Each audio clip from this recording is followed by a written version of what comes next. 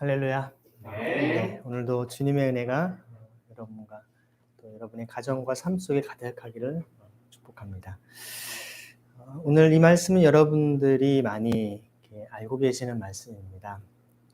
제목이 조금 이렇게 무겁게 느껴질 수 있겠다 생각이 듭니다. 회복적 정의라고 하는 차원에서 오늘 본문을 희년의 의미로 한번 살펴보려고 합니다.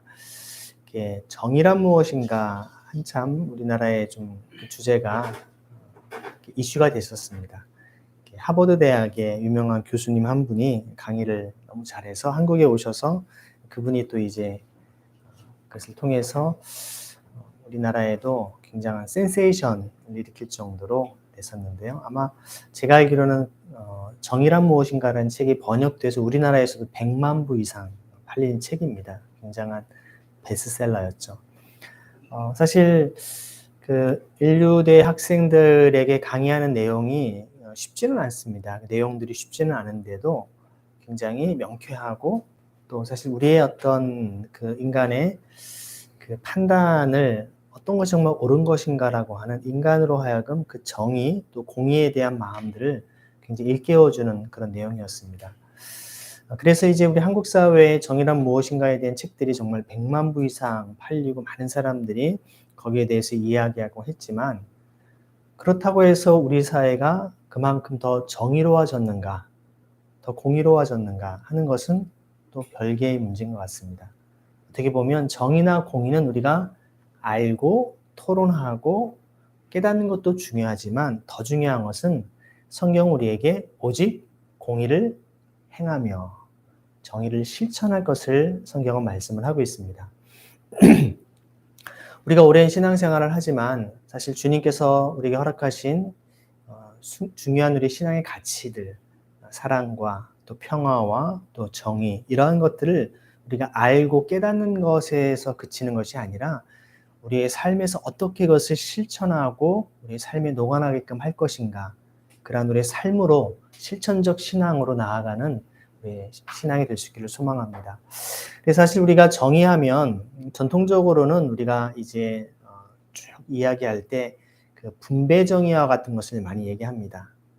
무언가 똑같이 이렇게 일을 했으면 똑같이 우리가 그 사람에게 대가를 지불하는 것이 옳은데 우리가 몇 주 전에 살펴보았던 말씀을 가만히 보면 포도원 주인이 이렇게 일꾼들을 품꾼들을 집에 이렇게 다 불러서 같이 일을 시키지 않습니까? 근데 아침 일찍 한 사람하고 저녁 늦게 시작한 사람하고 쉽게 말하면 노동 시간이 다른데 몇 시간 일하지 않은 사람하고 하루 종일 일한 사람을 똑같이 사실 그 삭슬 지불했던 이야기 때문에 이거 너무 부당하다라고 생각했던 본문을 살펴보았습니다.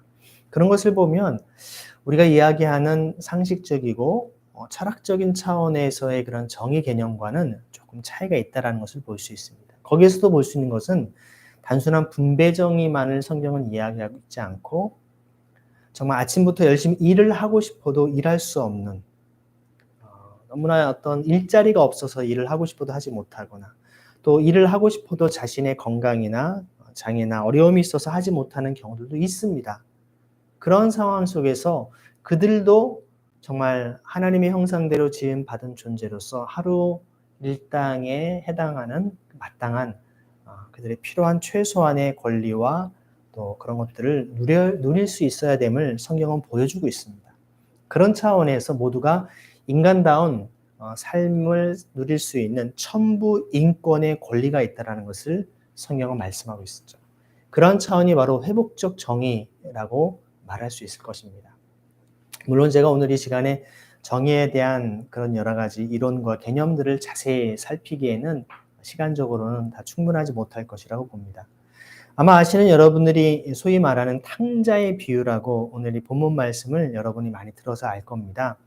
이 본문 말씀을 좀 살펴보면 사실 예수님께서 비유로 하신 말씀입니다. 비유로 하시는 말씀인데 이 누가복음 15장의 11절부터 오늘 살펴보겠지 않습니까? 근데 15장 1절부터 그 7절까지 보면 여러분이 그 유명한 잃어버린 양을 되찾아오는 이야기가 나옵니다.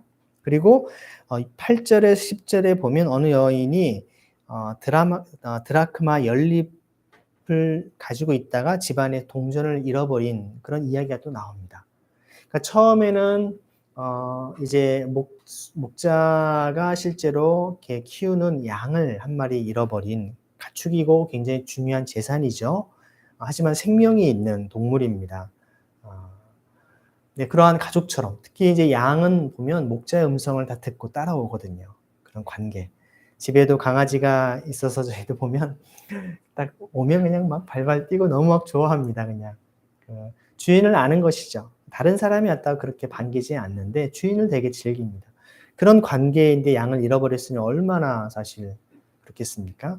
근데 보면 사실 그 양 한 마리를 잃어버렸을 때 100마리 중에 한 마리를 잃어버렸는데 참 놀라운 이야기가 나옵니다. 거기에 보면 오늘날 우리가 목자로서 만약에 그 똑같은 일을 한다고 치면 이렇게 들에 풀어놨습니다.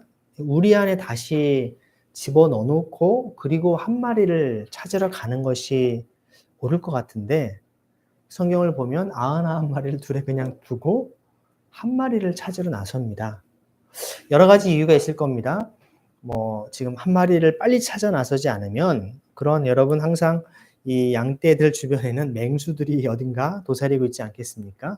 딱 하나 따로 이제 우리에서 이제 서로 따로 떨어진 그게 있으면 잽싸게 이제 낚아채는 일들을 우리 동물의 왕국 같은 데서 많이 보지 않았습니까? 그래서 아마 굉장히 긴박성 때문에 그럴 수 있다라고도 말할 수 있지만 사실 그 얘기는 거꾸로 얘기하면 머리가 좋은 어떤 맹수는 목자가 없는 것을 틈타서 오히려 이 많은 무리에 있는 것을 공격해가지고 여러 마리를 물어뜯거나 막 죽일 수 있는 그런 더 위험천만한 일일 수 있다는 것이죠. 근데도 불구하고 예수님께서 비유하신 그 목자의 마음은 잃어버린 한 마리를 찾아 나서는 것을 보게 됩니다.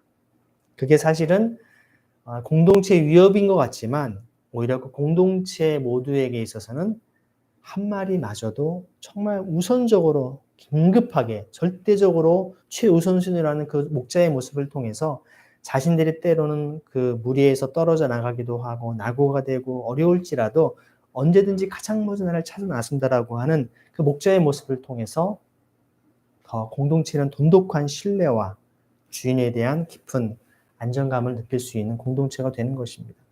그렇게 찾아오면서 목에 메고 즐거워서 돌아오지 않습니까? 네, 그런 이야기가 이제 첫 번째 나왔고, 잃어버렸다가 되찾은 이야기고요. 두 번째도 동전도 그렇습니다. 동전도 막 샅샅이 뒤져서 이제 나중에 찾아가지고 굉장히 즐거워하는 모습들이 나옵니다. 이런 모든 것이 사실 보면 우리에게 그 동물 가축이라든지 또 우리가 소중하게 또 중요하게 잘 사용해야 되는 그런 돈의 문제일 수도 있지만 오늘 나오는 이 본문의 말씀을 보면 아들에 대한 이야기입니다. 자식입니다. 그냥 이런 앞에 나오는 가축이나 돈과는 비교할 수 없는 너무나 소중한 자기의 아들을 잃어버렸다가 혹은 죽었다가 되찾았다라고 성경은 얘기를 하죠. 사실 그 15장 말씀을 보면 7절과 10절 그리고 오늘 읽은 마지막 32절에 공통적으로 반복해서 나오는 구절들이 있습니다. 7절에 보면 내가 너에게 말한다. 이와 같이 하늘에서는 회개할 필요가 없는 의인 99마리보다 회개하는 죄인 한 사람을 두고 더 기뻐할 것이다 라고 얘기를 하고요. 또 10절에도 보면 내가 너희에게 말한다. 이와 같이 회개하는 죄인 한 사람을 두고 하나님의 천사들이 기뻐할 것이다 라고 얘기를 합니다.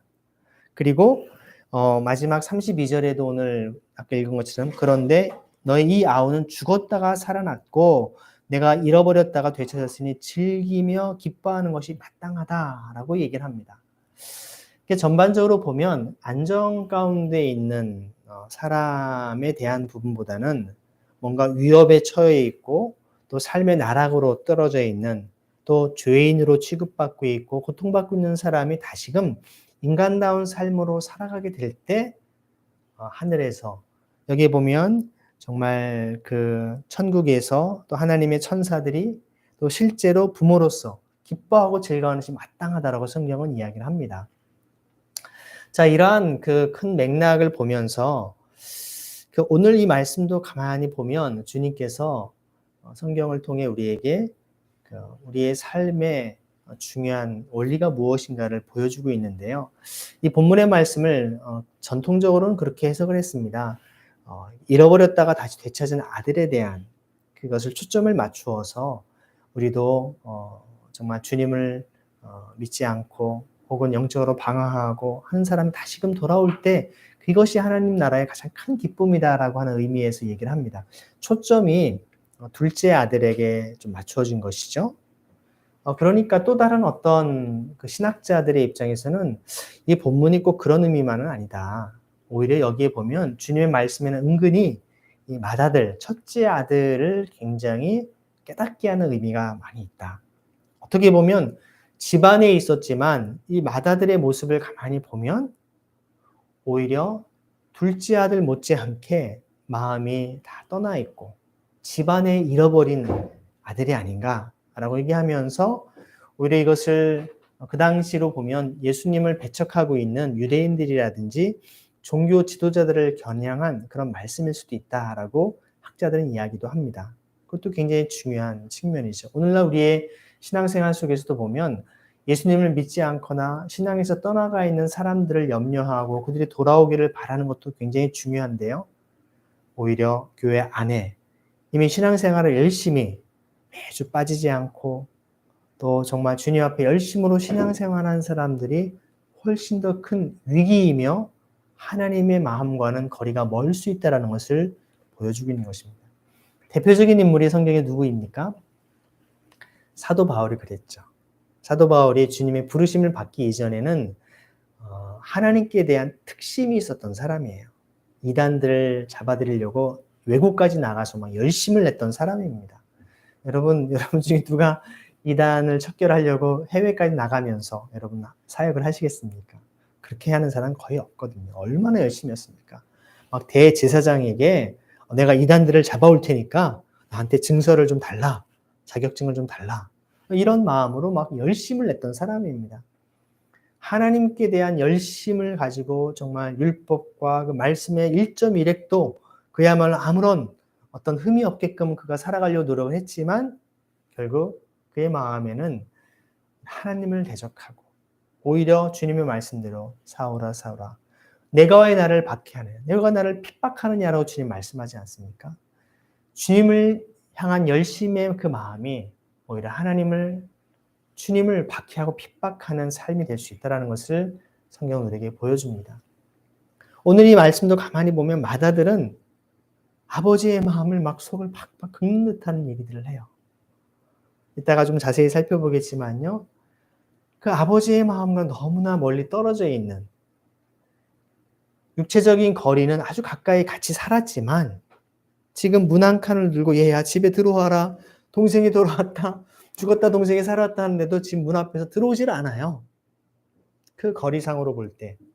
마치 구원의 문과 구원의 바깥에 있는 것처럼 전혀 하나님 아버지의 마음과는 거리가 먼 그의 삶의 모습을 우리는 보게 되지 않습니까? 네. 세 번째의 어떤 그 측면의 말씀을 보면 이러한 것과 또 다르게 어떤 분들은 이 세 번째로 이런 얘기를 합니다. 이게 둘째 아들도 첫째 아들도 중요하지만 사실 이 말씀의 중요한 초점은 이 아버지의 사랑의 비유가 핵심이다. 큰 아들이든 작은 아들이든 정말 그 아버지의 마음에서 볼 때는 이 자식들이 다 고만고만하고 거기서 거기 아니겠는가. 그들이 뭐라고 하든 그들을 다 품어주시는 그 하나님 아버지의 사랑을 보여주는 그런 대목이다라고 이 탕자의 비유 말씀을 이야기를 합니다. 그래서 하나님의 사랑에 대한 마음을 우리는 깨닫게 되죠. 그래서 사실 저도 어릴 때 교회에서 어떤 우리가 성극을 하거나 하면 항상 단골로 빠지지 않고 나오는 이 주제가 이 주제였습니다. 잃어버린 탕자. 그러면 아버지가 아들아 울면서 정말 아들을 끌어안고 하는 그런 장면을 연극을 잘하면 확 박수 쳐주고 감동하게 되는 아버지의 그 사랑의 그 정말 훈훈하고 따뜻한 그 마음을 느낄 수 있는 아주 굉장히 좋은 감동적인 스토리의 이야기라고도 볼 수 있습니다. 이 세 가지 측면이 다 맞습니다. 그런데 저는 이 본문의 말씀을 제목에서 보여드린 것처럼 희년의 관점으로 보면 과연 어떤 의미인가를 한번 좀 더 깊이 있게 살펴보고자 합니다. 예수님께서 말씀하셨는데요. 어떤 사람이에게 아들이 둘이 있었다. 네.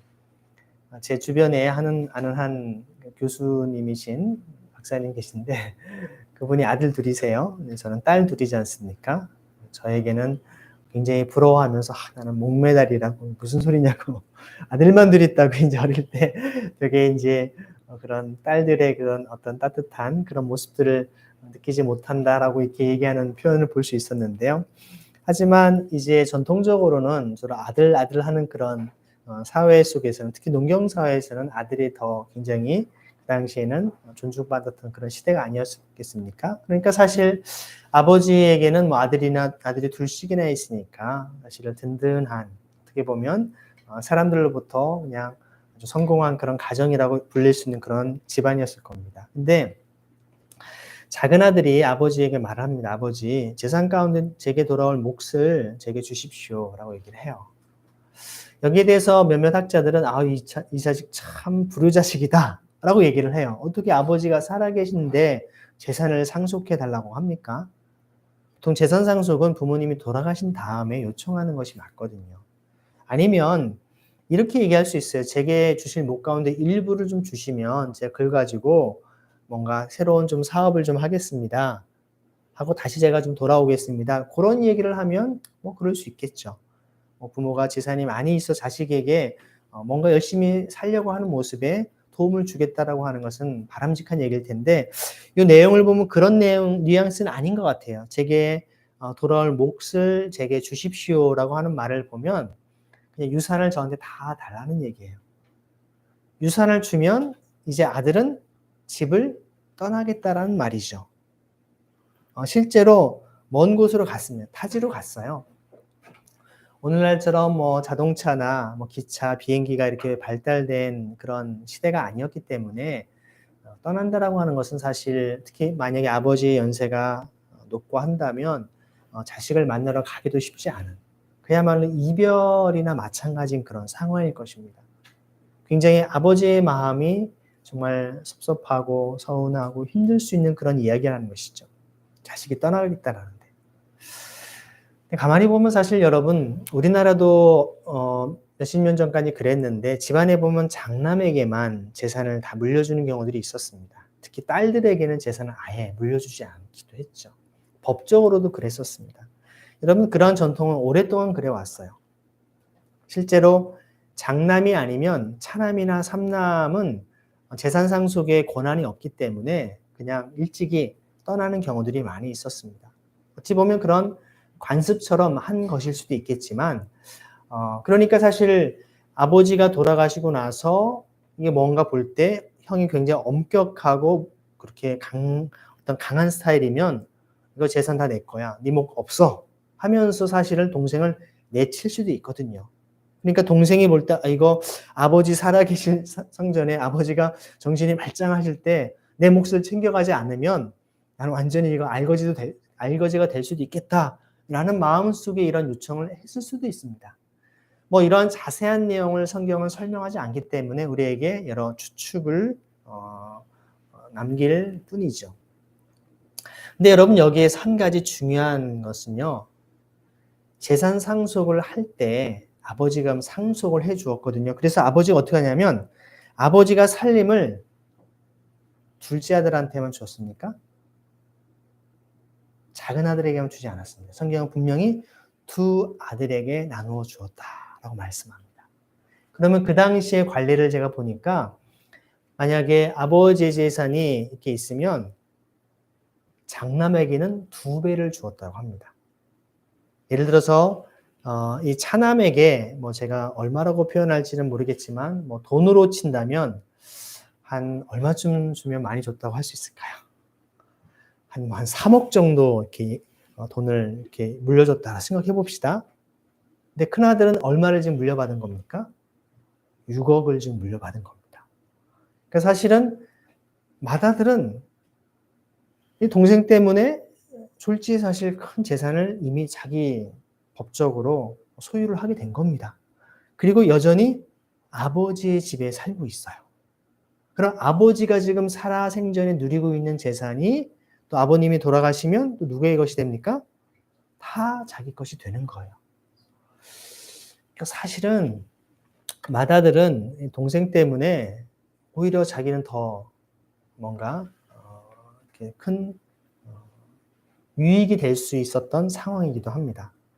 그런데 그의 마음을 가만히 지켜보면 사실 이 동생이 자기의 몫을 가지고 나간 것에 굉장히 못마땅해 한다라는 마음을 우리는 좀 품게 됩니다. 자, 그러면 이런 관계를 가만히 생각해 보면 왜 둘째 아들이 먼저 이렇게 나가려고 했을까? 우리 영철 형제 형이 있잖아요. 집안에 만약에 부모님이 재산이 많은데 먼저 재산 제 거 주세요 하고 나갈 때 왜 나갈까요? 그냥 아버지 밑에 있으면 더 충분히 그냥 아버지의 도움을 받고 살아가다가 나중에 내 목 아버지 돌아가실 때 그때 받으면 될 텐데 왜 그랬을까요? 일찍 떠났는지요? 네? 이렇게 일찍 둘째 아들이 아버지를 떠났는지. 네. 주식하려고 떠났는지. 미국 주식. 미국 주식 하려고. 네. 네, 그때는 미국 주식이 없었겠죠. 제가 볼 때 형이 굉장히 엄격한 스타일인 것을 볼 때 아버지한테도 막 대들거든요. 아버지한테도 막 따져요. 당신 자식이 하면서 막 얘기를 하거든요. 그런 성격이라면 동생한테는 얼마나 엄격하게 했을까. 네. 형 밑에 있는 게 너무 부담스럽고 힘든 거예요. 아버지의 사랑과 어머니의 사랑은 너무 좋은데 형 밑에 있는 게 이거 정말 살기가 더 이상 같이 있기가 싫은 거예요. 뭐 여기에 지금 결혼을 했는지 안 했는지 그 여부는 성경에 나와 있지 않지만 아무튼 형 보는 게 너무 힘든 거예요. 저 인간이랑 같이 사는 내가 차라리 나가지. 벼르다가 아마 아버지 내게 했을 거예요. 아버지도 그런 상황을 다 알 테니까 그래. 이목 띄어서 내가 마음 편하게 살아라.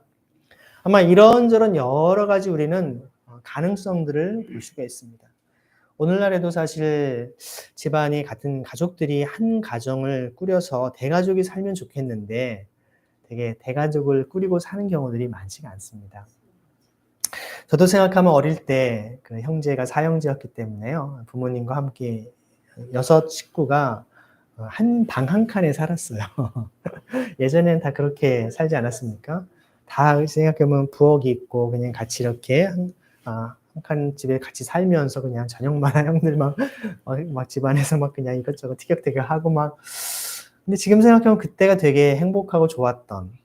요즘은 뭐 이렇게 다 집집마다 다 방이 적어도 2칸, 3칸씩 있으니까 부모 방이 있고 자식들도 따로 방 쓰고 뭐 이렇게 하지 않습니까? 네, 그런 우리가 더 경제적으로는 풍요롭고 여유롭게 살 수 있을지는 모르지만 실제 그 가족 간의 친밀감은 예전보다는 많이 떨어지고 또 같이 산다 하더라도 요즘에 다 스마트폰이 있어가지고 같이 식탁에 앉아 있으면서도 계속 스마트폰을 하고 사실 서로 대화하고 이야기하는 그런 경우는 더 적다라는 것이죠.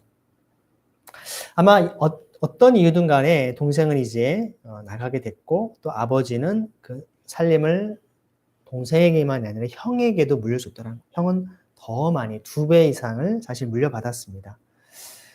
그래서 며칠 뒤에 작은 아들이 제 것을 다 챙겨서 먼 지방으로 갔습니다. 멀리 갔어요. 근데 거기에서 방탕하게 살면서 그 재산을 다 낭비합니다. 그러니까 성경은 사실 이렇게 보면 예수님의 이 부위의 말씀에서도 보면 또 돈 얘기예요. 재물 얘기예요. 재산에 대해서 얘기를 합니다. 예수님의 대부분의 비유의 말씀은 금전적인, 앞에도 드라크마라고 하는 돈 얘기했죠. 사실 잃어버린 양에 대한 것도 가축도 재산 아니겠습니까? 다 재물, 재산, 이런 경제적인 것을 주님은 계속 말씀을 하고 계세요. 그 모든 것을 다 탕진했을 때 그 지방에 크게 흉년이 듭니다. 참 이런 걸 뭐라고 하죠? 설상가상이라고 얘기하죠. 엎친 데 엎쳤다. 뭐 여러 가지 얘기를 하고 있어요. 아주 궁핍하게 돼요.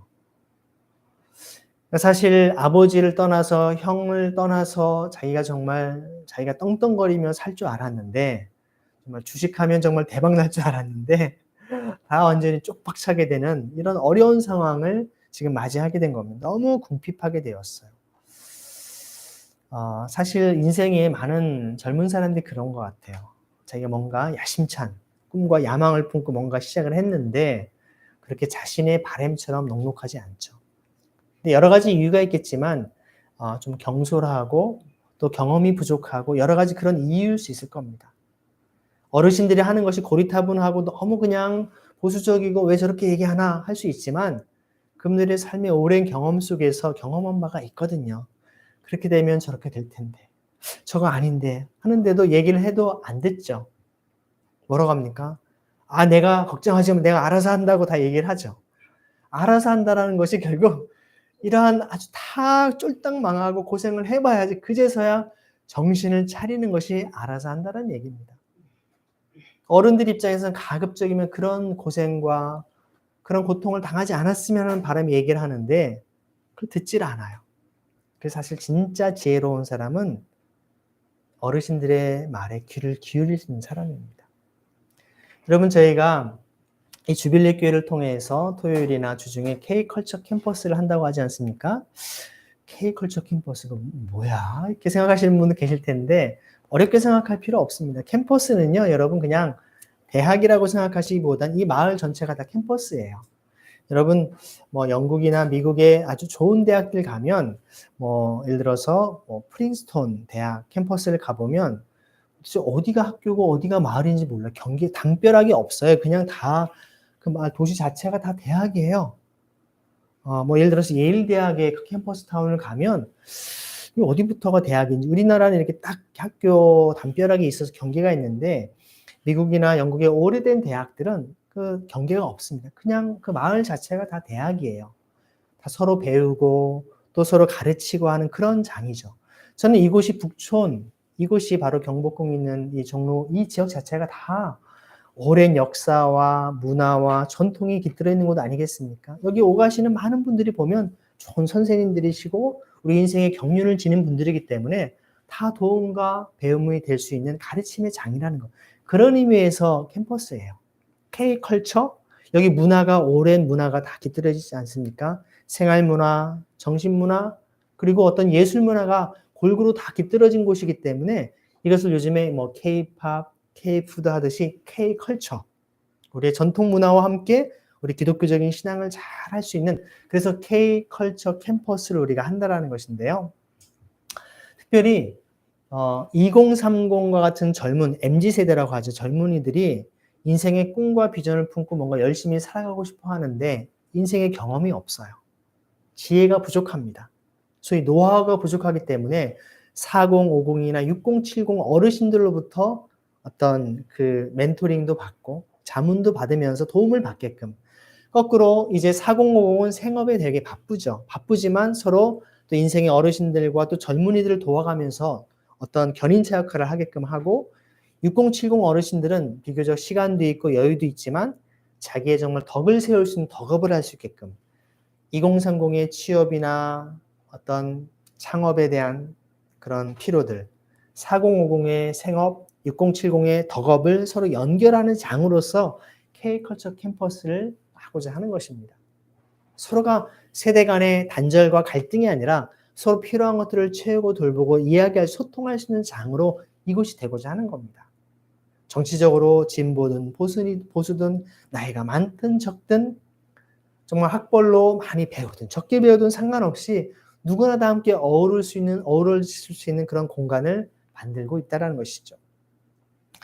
근데 결국 이러한 그 궁핍한 상황 속에서 이제 그가 결국에는 사람이 가난해지면요 빚을 내게 되고 빚지다 그것도 빚도 다 갚지 못하다 결국에는 몸을 파는 그런 상황까지 가게 됩니다. 남의 집에 종살이가 되는 것, 노예처럼 살게 되는 것. 15절에 보면 결국 그 주민 가운데 한 사람을 찾아가서 몸을 의탁했다라고 표현하지만 사실 종살이를 시작한 겁니다. 저 그냥 끼니라도 먹여주시면 여기서 시키시는 어떤 일이든 하겠습니다. 이제는 자기 인생의 주체적인 결정에 따라 살아가는 인생이 아니라 남이 시키는 일, 하라는 대로 해야 되는 그래야지만 먹을 거라도 간절히 먹고 자고라도 해결될 수 있는 그런 삶의 아주 비참한 상황이 된 것이죠. 그런데 그 사람이 그를 뭐를 하게 합니까? 들에 가서 돼지를 치게 합니다. 예수님의 비유의 말씀을 가만히 보면 이것은 굉장히 의도가 담겨 있는 이야기입니다. 여러분, 돼지라고 하는 동물은 오늘날 여러분 돼지고기 좋아하시죠?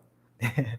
이렇게 젊은 사람들 이렇게 고깃집에 가서 많이 먹고 하는데 그 당시에 유대 사회에서 돼지라고 하는 이 짐승은 가장 부정한 어떤 짐승의 대표적인 것입니다. 역사적으로 사실 주전 164년경에 실제로 마카비 혁명이라고 하는 일이 일어났어요. 그러니까 사실 시리아 쪽에 대왕조였던 그 셀루키드 왕조에서 실제로 그 예루살렘 성전 안에다가 돼지 머리를 갖다 놓으면서 유대인들의 그 성전을, 하나님의 성전을 모독했던 사건이 있습니다. 그러니까 그때도 돼지 머리를 썼어요. 그것 때문에 유대인들이 완전히 정말 신앙적인 의분이 일어나서 그들과 전쟁을 하면서 그들을 물리쳐냈습니다. 그래서 나름대로 그들이 독립을 했어요. 한 100년 동안. 그게 바로 하스모니안 왕조를 이야기하는 마카비 혁명이라고 합니다. 그러니까 우리 개신교에서는 외경이라고 하지만 카톨릭에서는 경전이라고 하는 마카비상, 마카베하 이렇게 하는 그 성경 말씀에 있는 이야기이기도 합니다. 그런 것처럼 실제로 돼지라고 하는 것은 유대인들이 굉장히 혐오하고 싫어하는, 부정하게 여기는 그 짐승인데 그 돼지를 치는 일을 하고 있다는 것은 굉장히 그의 삶이 얼마나 비참한지를 보여주는 극단적인 모습입니다. 게다가 그가 먹는 주염 열매를, 그 돼지가 먹는 열매라도 먹었으면 하고 싶은 심정이지만 돼지가 먹는 그것도 못 먹는, 그야말로 정말 인간이야, 아예 짐승만도 못한 삶을 살아가고 있다라는 것을 아주 구체적으로 주님께서 묘사하고 있는 것입니다. 이 얘기를 듣고 있는 유대인들의 반응, 아유, 무슨 돼지를 쳐? 아유, 뭐 그런 부정한 일을 해? 근데 돼지가 먹는 그것도 못 먹어? 야, 참 차라리 죽지 죽어. 이런 느낌을 갖게 하는 그런 주님의 말씀인 겁니다. 자, 그런데 우리 주변의 삶에 이런 삶을 살아가는 사람들이 많습니다. 전에도 말씀드렸지만 지금도 전 세계에서 생산되는 식량은요, 여러분, 몇 명이 먹고도 남을 수 있는 식량이냐면요, 150억 명이 먹고도 남는 식량의 양이 생산되고 있습니다. 150억 명. 지금 전 세계 지구 인구가 몇 명일까요? 몇 억 명이죠? 70억 명이 넘거든요. 70억 명. 그러면 지금 인구의 2배가 다 태어나도 다 먹고 살 수 있는 식량이 생산되는데, 근데 지금도 여전히 전 세계의 절반 가까운 사람들은 굶주리고 있습니다. 그리고 세계 10억 명의 사람들은 하루에 1.9달러 미만 아주 극빈층, 정말 절대 빈곤이라고 합니다. 아주 비참한 상황에서 정말 먹을 물도 없이, 그 물도 정말 우리가 못 먹을 그런 물들을 먹어가면서 병들어 죽어가고 있다는 것입니다. 가끔씩 여러분 TV나 여러분들이 SNS를 통해서 그런 영상들을 보지 않습니까? 비참하게 살아가는, 그럼 여러분 이게 도대체 뭐가 문제입니까? 아마 오늘 나오는 이 둘째 아들의 경우에는 자신이 허랑방탕하고 나쁜 짓을 했고 뭐 싸다 싸라고 말할 수도 있겠지만 문제는 흉년이 됩니다. 흉년이 들었다는 것은요, 이런 그 사람이 게으르고 나쁜 짓을 해서만이 아니라 가난한 사람들은 전부 다 비참한 상황에 처할 수 있다는 거예요. 그 당시 가난한 사람들이 얼마나 비참했는지를 예수님께서 보여주고 있습니다. 이 사람은 더 자기 책임이기도 하지만 사회 공동체 전체가 얼마나 비참한 모습을 지금 주님께서 보여주고 있는지를 보게 됩니다. 이런 상황에서 그제서야 그는 제정신이 듭니다. 그래서 정신을 차리게 됩니다. 인간의 가장 극한 상황, 비참함과 정말 내가 이렇게 사는 것이 단가, 목숨을 끊고 싶을 정도의 정말 극단 상황에 가지 않으면 자기의 참 자아를 발견하기 쉽지 않습니다. 내가 누군가를 그제서야 그는 깨닫기 시작하죠. 우리는 사실 자기를 치장하고 있는 많은 것들 때문에 자기의 참 자아를 발견하지 못하는 경우가 많습니다. 내가 이래봬도 돈이 얼마나 많은데, 내가 지금 무슨 권력과 어떤 위치에 있는데, 내가 지금 건강하고, 내가 지금 배운 게 어딘데, 이런저런 우리의 학벌과 또 정말 재산과 자기의 명예와 권력과 소위 세상적인 수많은 것들을 다 우리가 치장하고서 그것이 마치 자신인 것처럼 우리는 그것에 만족하고 그것으로 자기를 정말 지탱하려고 한다는 것이죠. 성경에 삭개오가 그런 인물이었었습니다. 뭔가 항상 무언가 딛고 일어서야만 자기의 인생의 존재감을 느꼈던 사람이었죠. 로마 권력의 등을 힘입어서 세리장으로 떵떵거리며 살아야만 자기의 존재감을 느꼈던 사람. 예수님을 만날 때에도 뽕나무에 올라가서 딛고 올라가야만 다른 사람보다 늘 높은 곳에 있어야만 자기의 존재감을 갖고 있었던 그런 삶이 삭개오의 삶이 아니었습니까? 주님은 내려오라는 것이죠. 여러분이 딛고 있는 그것, 여러분 무언가 그것을 디뎌야만 존재감을 느끼는 그곳에서 그냥 있는 모습 그대로 내려오라고 주님은 오늘도 여러분이 말씀하고 계십니다. 자기의 의의 옷을 성경은 다 벗어버리라고 말씀합니다. 오늘 여러분 이 둘째 아들의 옛날에 그런 일이 있었지 참 불쌍한 인간이야. 근데 주님께 회개했네. 감사하네. 이것이 아니라 오늘 이 말씀을 통해 여러분이 정말 제정신이 들어야 될 부분이 어디 있습니까? 아직도 여러분이 내려놓지 못하고 주님 앞에 여러분이 붙잡고 있는 그것.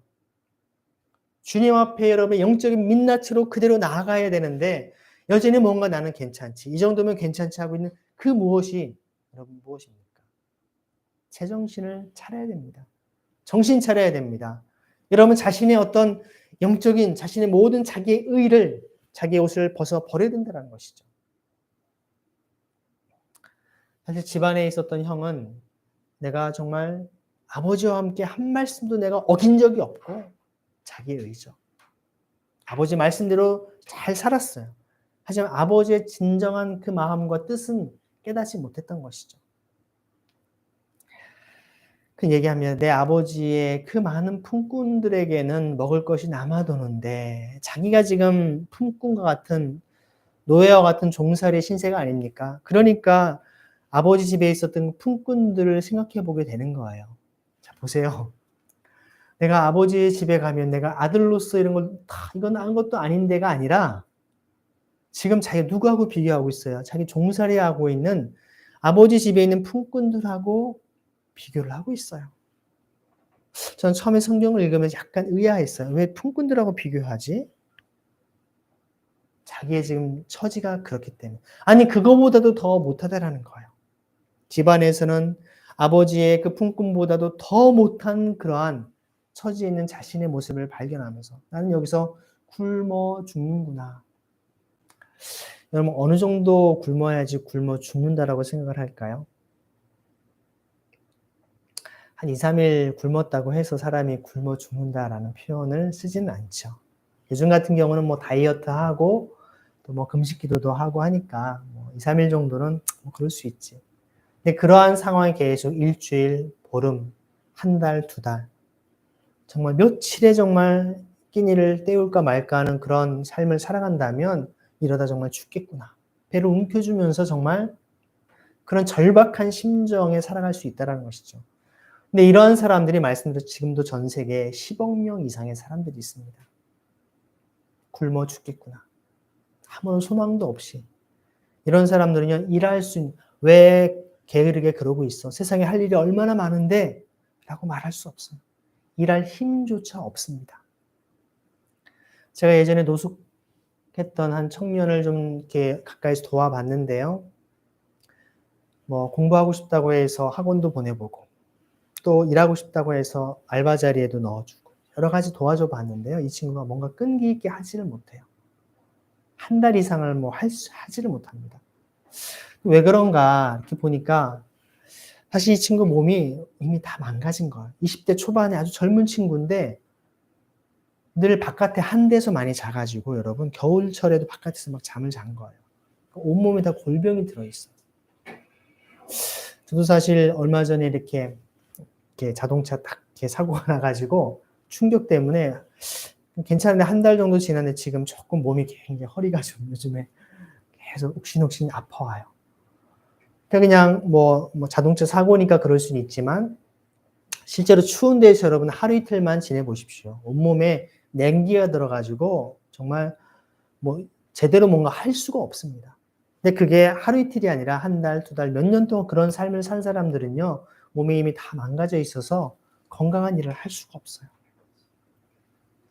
근데 그는 이런 고통 상황에서 이제 내가 일어나 아버지에게로 돌아가서 아버지께 말씀을 드려야겠다라고 마음에 결심을 합니다. 여러분, 우리가 신앙이라고 하는 것은요, 회개로부터 출발합니다. 회개는 그야말로 돌이키는 겁니다. 자기가 추구했던 세상의 성공과 야망을 위해 살아가면 성공이라고 착각했고, 그것이 다라고 생각했던 것에서 돌이켜서 하나님께로 다시금 향하는 삶. 이게 바로 회개입니다. Return to God입니다. 하나님께로 돌이키는 삶이 바로 회개인 것이죠. 아버지를 향하는 것입니다. 아버지에게로 가겠다, 돌아가겠다라고 하는 그 마음. 그리고는 내가 하늘과 아버지 앞에 죄를 지었습니다. 자기가 할 말을 지금 속으로 다 지금 내내고 있죠. 사실 대개는 이 정도의 비참한 삶이 되면 아버지나 형이나 가족들이 부끄러워서라도 그냥 그 순간에 그냥 목숨을 끊는 그런 사람들도 있습니다. 체면 때문에. 근데 여러분, 우리의 체면보다 우리의 생명이 더 중요합니다. 정말 신라 같은 희망이 있다면 그분에게 찾아가서라도. 그래서 여러분, 우리 주변에 여러분에게 찾아온 누군가의 간절한 절박한 도움 요청이 있을 때 결코 외면하지 마십시오. 거절하지 마십시오. 모른다고 여러분 그냥 하지 마시고 정말 진심으로 그 마음을 같이 들어주시고 정말 공감해 주시고 같이 있는 힘을 다해서 도울 수 있기를 바랍니다. 왜냐하면 그 사람에게 그 고백과 그 도움 요청이 그 인생의 마지막 도움 요청일 수도 있기 때문에 그렇다는 것이죠. 나는 더 이상 아버지의 아들이라 불릴 자격이 없으니 나를 품꾼의 하나로 삼아 주십시오. 이렇게 그는 생각하고 마음속에 생각하고 이제 떠나갑니다. 그는 일어나서 아버지께로 갑니다. 달려가는 것이 아니죠. 금이 환영하는 게 아니지 않습니까? 비참한 복장과 모습이 이미 보면 신발도 없어요. 그 당시 종살이 하는 사람들은 신발이 없었던 터벅터벅 고향까지 먼 지방이지만 다시 가게 된 겁니다. 그런데 놀라운 대반전이 일어납니다. 아버지가 아직도 먼 거리에 있는데 그 아버지가 그를 보고 측은히 여겨서 달려가 그의 목을 껴안고 입을 맞춥니다. 참 이 말씀을 읽을 때마다 가슴 뭉클한 감동적인 그런 모습이죠.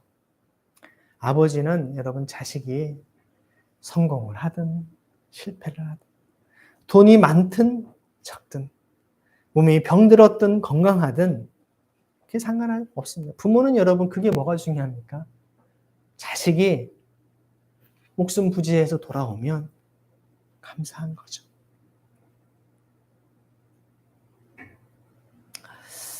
이게 실제 실화였다고 합니다. 전쟁을 하고 나서 전쟁에 이제 군인으로 이제 참전 용사로 이제 참여를 했다가 다리를 하나를 이제 절단하게 된 상황이 된 겁니다. 얼마나 비참한 상황이겠습니까? 목숨도 끊어볼까 하다가 고향에 계신 부모님이 계시니까 마지막 어머니에게 그 용기를 내서 전화를 했대요. 근데 전화를 할 때 뭐라고 전화했을까요? 실제 있었던 사건인데요. 어머니한테 어머니 제 전쟁 속에 살아났습니다. 너무 다행이다. 감사하다고 어머니 너무 기뻐하는 거예요. 제 집에 돌아가려고 하는데 제가 제 전우가 전쟁에 부상을 내 다리가 하나 절단됐는데 그 전우를 좀 같이 데려가도 되겠냐고 했더니 아휴 어쩌다가 그렇게까지 됐니? 예, 너 하나 건강하게 돌아온 거면 감사하지 어떻게 내가 그 부상당한 전우까지 같이 하겠니? 너라도 그냥 혼자 돌아와라. 그냥 전우는 또 그 부모가 있지 않겠니? 했다라는 거예요. 부모의 마음으로 그렇게 얘기할 수 있겠죠. 그러니까 알겠다고 그 아들이 전화를 끊고 그리고 자살을 했답니다. 그냥 제가 부상을 당했다라고 하면 됐을 텐데 아들은 마치 제3자인 것처럼 어머니한테 물어본 거죠. 어머니의 진심을 알고 싶었던 겁니다. 내 어머니한테 그냥 자기가 그랬다면 그 어머니가 다 받아들였을 텐데. 여러분, 우리가 가지고 있는 편견, 우리가 누군가에게 정말 갖는 그런 마음, 우리가 말 한마디에 얼마나 다른 사람들을 깊이 배려하고 존중하는 것이 중요한가를 생각을 해보게 됩니다. 아마 이 둘째 아들의 마음 가운데는 아버지는 내가 어떤 모습으로 가더라도 나를 받아주시는 분이라고 하는 신뢰가 있었기 때문에 그렇게 했을 겁니다. 여러분, 우리 하나님 아버지는 그런 분이세요. 여러분, 어떤 형편이든지 주님께로 돌이키면 주님 받아주는 분이세요. 형은 집에서 나무라고 네가 감히 여기가 어딘데 다시 돌아와라고 말할 수 있지만 아버지는 그런 분이 아니라는 것을 알고 있었던 것이죠. 그래서 아직도 거리가 먼데 아버지는 날마다 거기 나와서 아들을 기다렸을 거예요. 형 얘기를 보면 몇 해 동안이라고 얘기해요. 몇 년이 지났는데도 아버지는 이제나 저제나 나가서 받겠죠. 여러분, 정말로 형이 아버지의 마음을 제대로 이해했다면 뭘 했어야 될까요? 종들을 좀 시켜가지고 야, 그 녀석 좀 잡아와. 아마 분명히 허랑방탕하다가 지금 그 집꼴로 살아가고 있을 거야. 그 녀석 잡아와가지고 인간답게 잘 다시 좀 한 다음에 아버지한테 아버지, 이 녀석이 이렇게 살았는데 이 녀석 좀 제대로 좀 다시 좀 어떻게 걷어주시죠. 이런 이야기를 형이 했더라면 아버지는 그런 걸 바라지 않았겠습니까? 결국 달려와서 그의 목을 껴안고 입을 맞춥니다. 근데 아버지가 이렇게 했던 그 마음의 가장 중요한 마음은 바로 측은히 여겨서라고 얘기합니다. 측은히 여기다라고 하는 말이 여러분 컴패션이라고 하는 공감하고 동정하고 마음을 같이 하는 것이거든요. 이것이 히브리어로 말하면 뭡니까? 미슈파토와 찌다카의 찌다카입니다. 찌다카. 마음을 같이 하는 하나님 나라의 통치 원리인 마음을 같이 하는 그의 고통과 아픔을 같이 한 겁니다. 그 처지로 함께 한 것입니다.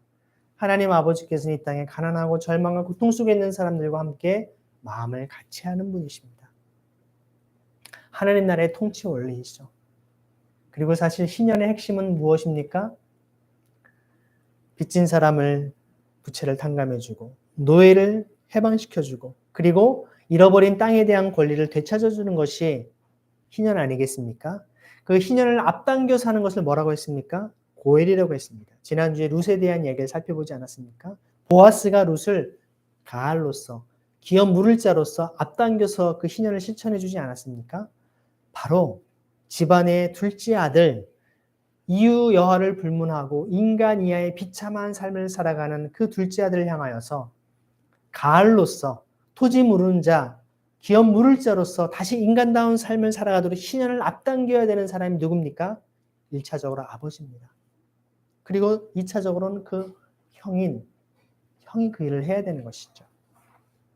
예수님의 이 말씀 가운데는 간접적으로 너희가 유대인들, 종교 지도자들, 신앙이 좋다는 사람들이 하나님께 열심히 신앙생활하고 예배하고 다 한다 하지만 정작 가난과 절망과 고통 속에서 신음하고 있는 사람들에게 희년을 실천하고 희년을 앞당기는 고해를 실천하는 리디머로서의 구속자의 역할을 제대로 하고 있느냐라고 주님이 반문하고 계시는 장면이라는 것이죠.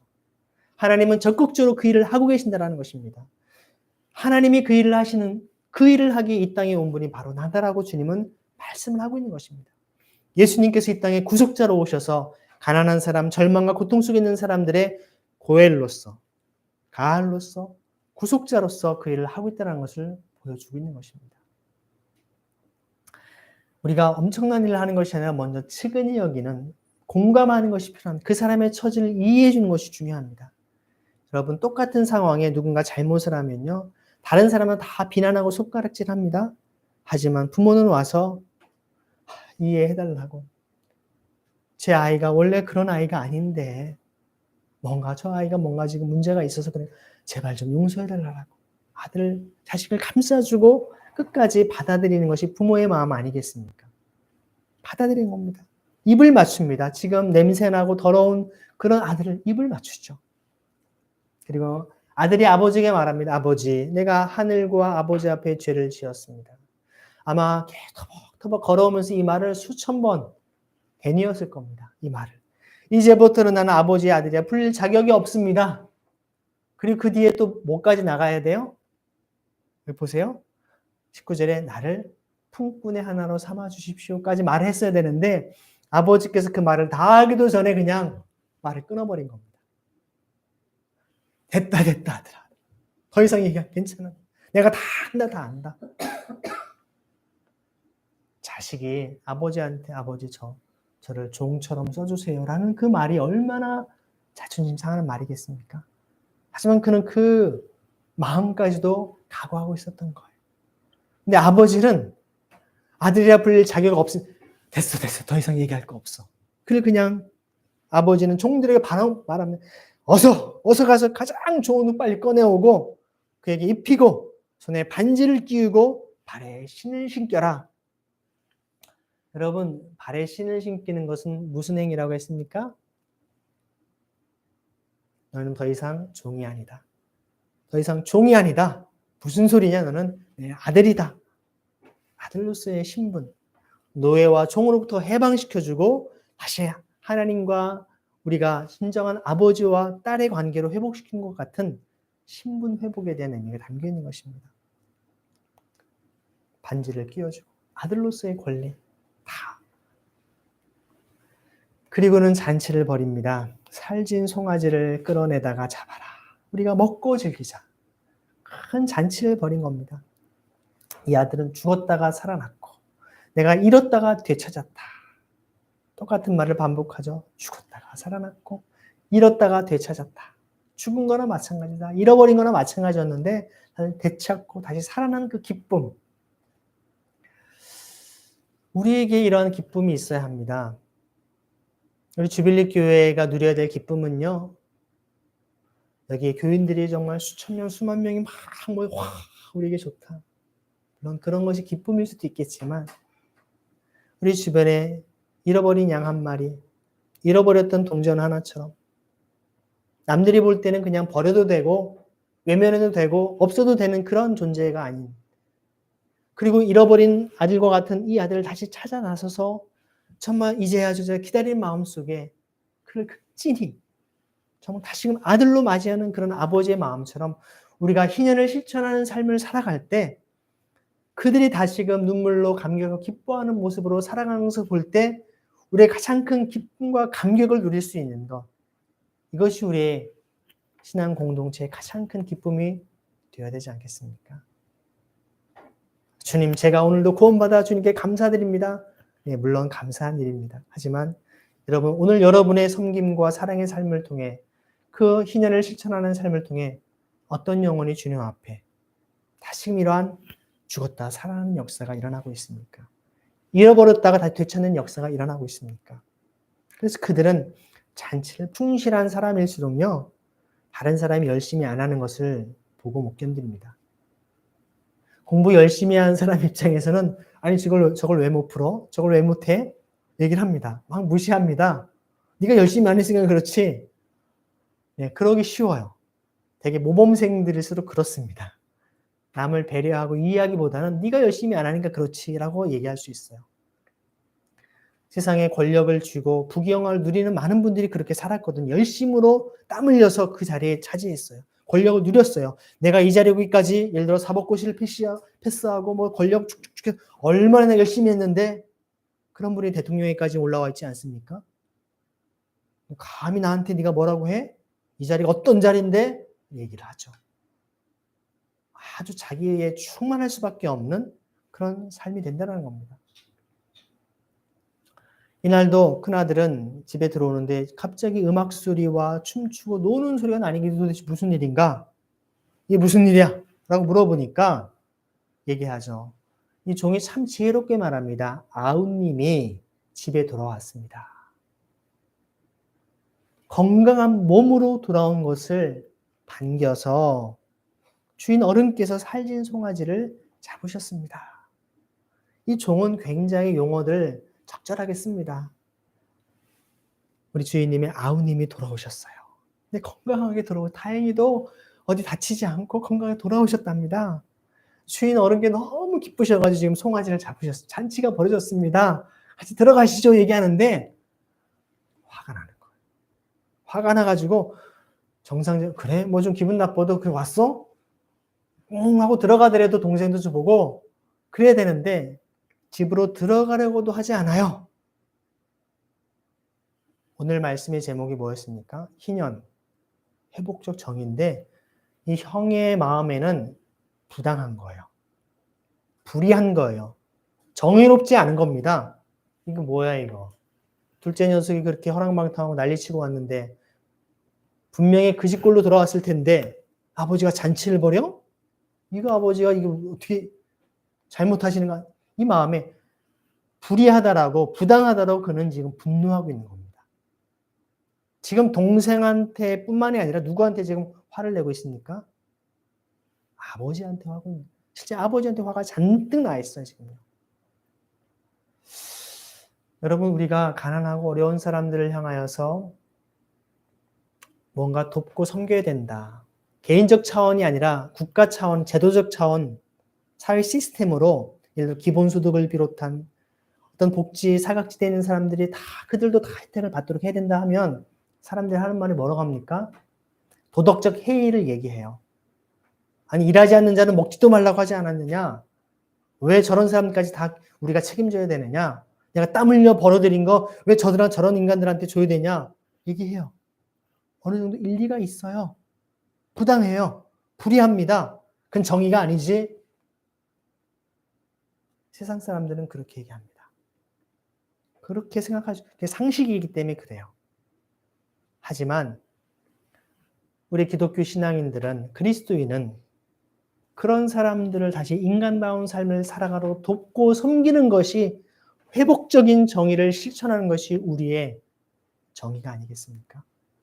그런 것을 실천하는 삶이 희년을 실천하는 삶인 것이죠.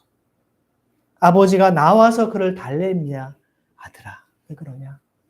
그러니까 얘기하죠. 아버지에게 대답해요. 대답하는 걸 가만히 보세요. 나는 이렇게 여러 해를 두고 아버지를 섬기고 있었습니다. 자기애가 충만합니다. 아버지, 제가 일 뭐 안 하거나 허랑방탕을 한 적이 있습니까? 저 수년 동안 이렇게 피땀 흘려 열심히 일을 했는데 아버지의 명령을 한 번도 어긴 적이 없는데 이럴 수가 있습니까? 이거예요. 나에게는 친구들과 함께 즐기라고 염소 새끼 한 마리 주신 일이 없습니다. 지금 아버지. 도대체 이게 뭡니까? 여러분 아까 말씀드린 걸 생각해 보십시오. 아들이 지금 아버지로부터 둘째 아들보다 2배 이상의 재산을 상속받았어요. 근데 이 아들의 마음속에는 여전히 아버지에게 뭔가 제공을 받아야 된다고 생각하고 있어요. 거꾸로 아버지가 이렇게 물어볼 수 있을까요? 저 같으면. 그래?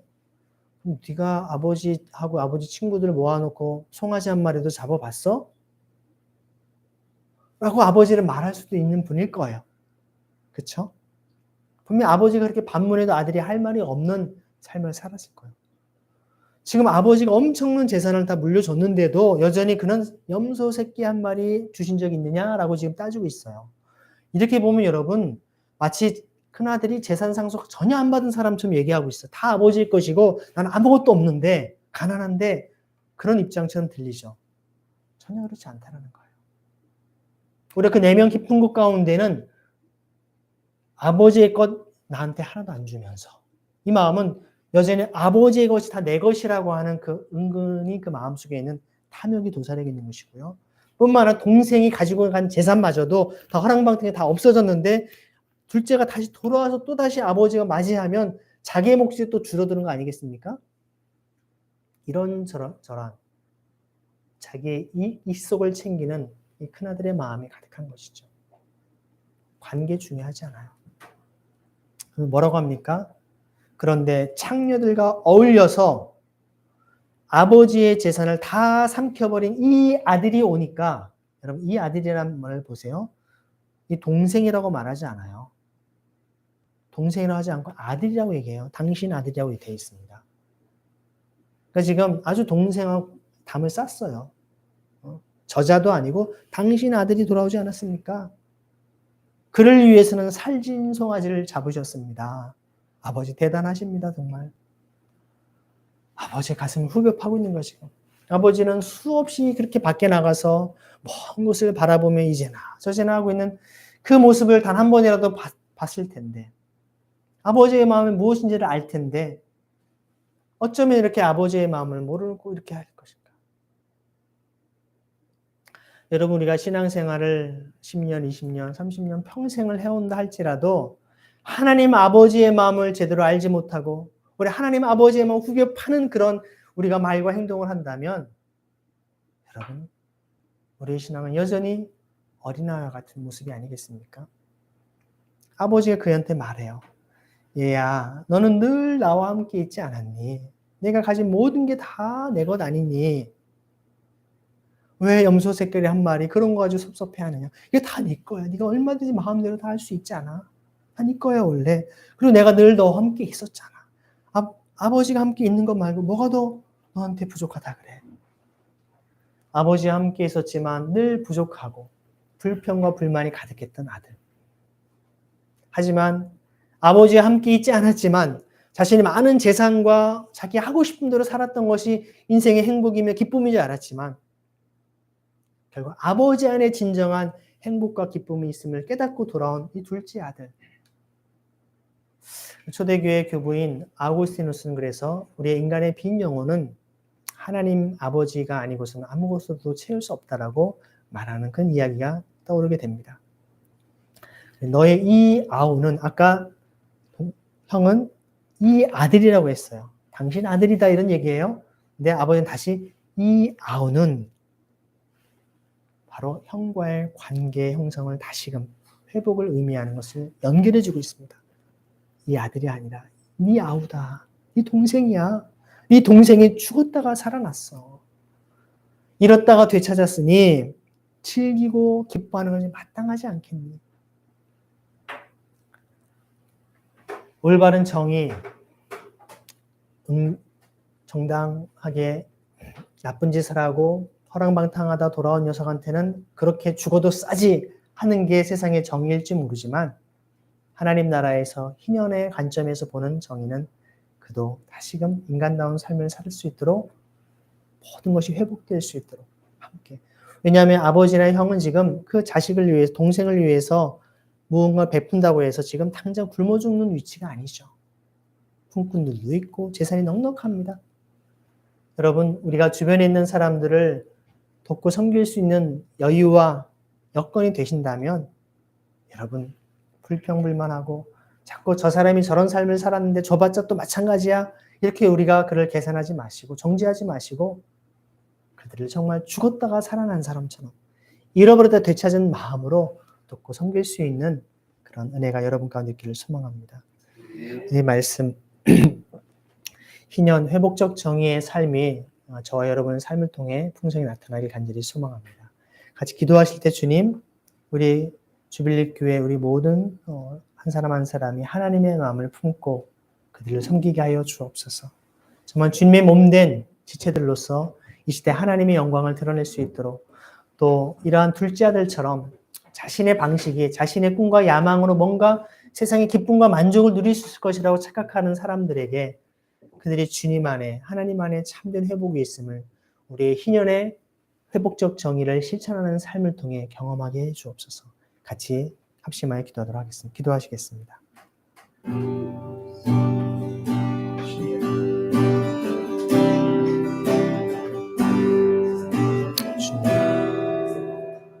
우리 주신 하나님의 사랑과 은혜로 주의 영광과 은혜를 보게 하시고, 하나님의 은혜와 사랑으로 주의 영광을 사모하며 믿음으로 나누게 하여 주옵소서. 둘째 아들의 마음속에 하나님께로 돌이켜 희년을 실천하는 그 아버지의 마음을 따라 정말 그 품어주시고 치근히 여기시고 참된 하나님의 어려움, 하나님의 유슈파크와 치다까라고 하는 삶의 공평과 정의를 주시는 아버지의 마음을 통해 은혜를 입고 다시금 살아갈 수 있었던 하나님, 그런 삶 우리의 삶을 통해 나타나게 해주시고 우리의 삶을 통해 드러나게 하시고 우리의 인생을 통하여서 그런 어려움 있는 사람들이 다시 주옵게 하시옵소서. 하나님 아버지의 마음을 우리 가운데 가득 채워주시고 그 주님의 마음을 품고 지금이 여기며 그들을 향해 마땅히 그 사랑을 실천할 수 있는 하나님의 공동체 삶을 살아가도록 인도하여 주옵소서. 주님 붙잡으시고 주옵소서. 하나님 아버지 감사합니다.